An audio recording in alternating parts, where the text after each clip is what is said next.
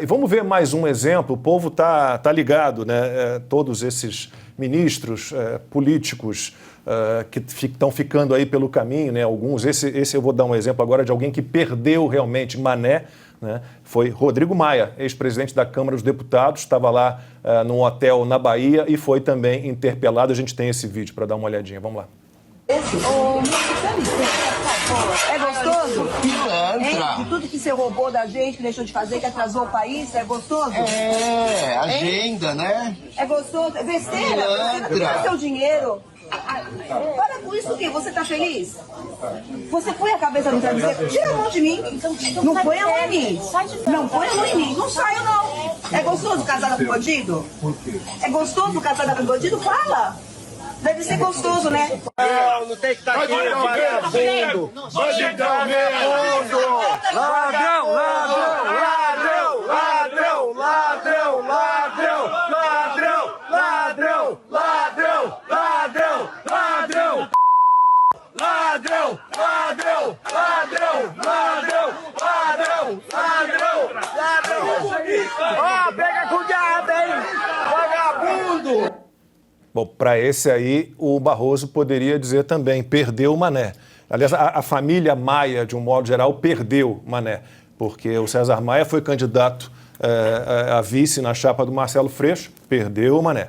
O Rodrigo Maia não teve nem um desplante, nem a cara de pau de concorrer. Botou a irmã dele para concorrer a um cargo de deputada federal, perdeu o Mané também. Então, olha só, sabe o que me chama a atenção, Lagombe? Não aparece ninguém para falar em defesa deles, né? Eles não respondem e ninguém faz o contrário. É isso que é impressionante. Então não é a grande maioria do povo brasileiro, então não aparece ninguém para defender. Né? Estão aí expostos ao público. Isso está acontecendo também com jornalistas. Né? Circulou aí um vídeo de um jornalista valente à distância e é esculhambado no aeroporto em Porto Alegre e fica quieto. E ninguém fala qualquer coisa em favor dele. E o outro diz o que acha. Que ele aí diz isso, aqui não tem o ministro Alexandre de Moraes para te defender. Então responde, o cara nem responde. É bom que eles pensem nisso. Rodrigo Constantino, pelo menos o Rio de Janeiro, a esse Mané reagiu bem, né? É o que sobrou, Lacombe, exatamente esse o ponto, né? A população se sente totalmente usurpada nessa eleição imunda, manipulada, enviesada, né? O sistema todo unido para trazer o ladrão de volta à cena do crime e para a parcela decente da população brasileira, isso não está descendo, ninguém está engolindo isso. Agora, o mais curioso, né? Rodrigo Maia é chamado de ladrão, ele vai lá e faz o L, né? Nada mais adequado, nada mais propício, né? Veja, o Rodrigo Maia é aquele caso da tartaruga em cima do poste, né? Quando você olha ele, presidente da Câmara, você sabe que alguém colocou lá, né? Ele não subiu sozinho, ele é um despachante de grupos de interesse. É isso que o Rodrigo Maia é, um sujeito medíocre em todos os aspectos, né? No mercado financeiro tentou fazer carreira, não conseguiu nem engatar a primeira, né? Na política sempre usou o sobrenome do pai, porque não é nada sem isso. Então é um sujeito pedante, arrogante, quem conhece sabe. Então, de novo, eles estão tendo o tratamento que eles merecem. A população brasileira despreza essa corja que ajudou a destruir o Brasil, a trazer o ladrão de volta à cena do crime, a boicotar uma agenda reformista séria, um governo com ministérios técnicos. Rodrigo Maia foi um sabotador da República. Então as pessoas estão cobrando a fatura. Vamos lembrar como é que foi a recepção do senador Rodrigo Pacheco, que a gente nunca vai deixar de mencionar aqui, no dia da votação, da eleição. Esse tratamento vai ser daqui para frente, não tenho a menor dúvida. Essa turma da bolha progressista, né, eles têm muito dinheiro, muito poder ainda, muita influência em certos meios, mas eles vão ter que usufruir isso dentro da bolha. Ana, seu comentário aí, Rodrigo Maia ali feliz da vida no hotel, agarrado com um pratinho, não queria sair ali do buffet ali. Desculpa, eu estou um pouco gripada, se eu tossir aqui é que eu estou um pouco gripada, o inverno chegou aqui na República Soviética da Califórnia.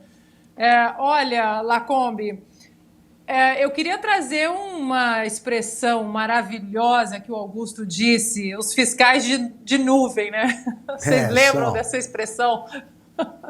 Já eram os fiscais de nuvem, que ficavam dentro ali dos aviões de carreira, porque agora também eles devem estar até com medo, né, de pegar avião de carreira, e ficam ali olhando para fora, porque se olhar para dentro do avião, vai ter alguém que vai cobrar a postura. E o engraçado é que eles falam nos discursos no Brasil, naqueles votos longos, né, de 2 horas, eles trazem Alexander Hamilton para cá, e Thomas Jefferson para lá, e a Suprema Corte Americana, e vira para um brasileiro e fala: perdeu o mané. Esse é o nível dos nossos ministros, porque são ministros, não são juízes, a gente sempre vai falar isso.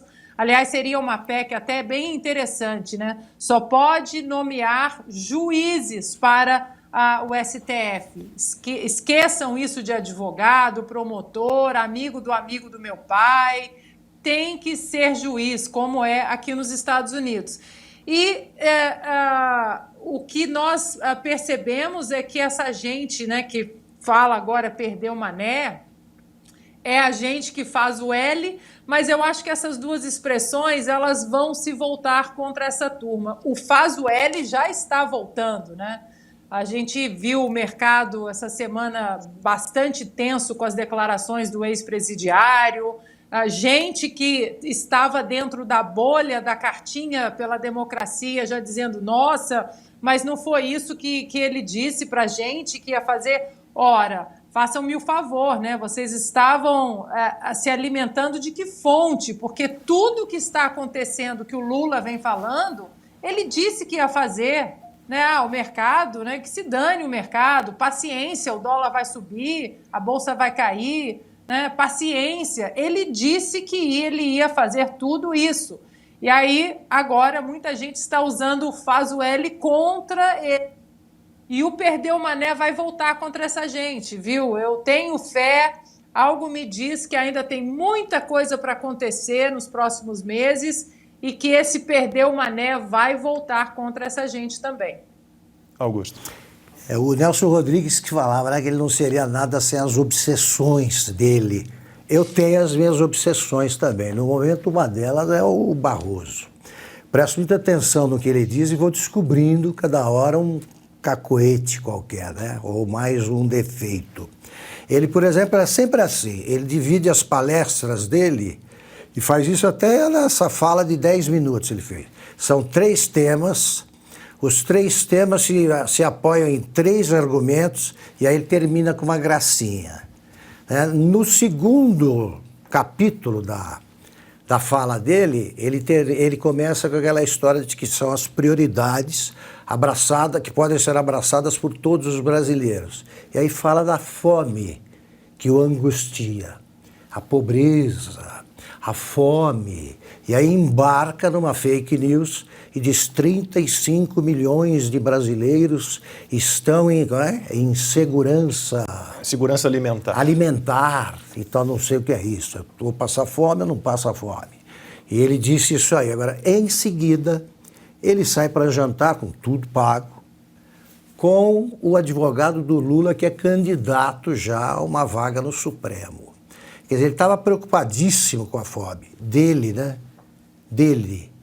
Porque o cara que fala uma coisa daquelas, né, faz aquele discurso choroso, com aquela cara de quem acabou de ver criança, que acabou de ver Nossa Senhora, também aí sai em seguida e gasta uma nota. Gasta não, pendurou na conta do Dória. E mostra que ele não consegue sequer ser mais discreto depois de ser um demagogo, que é o que ele foi e é, como mostrou todo o comportamento dele em Nova York.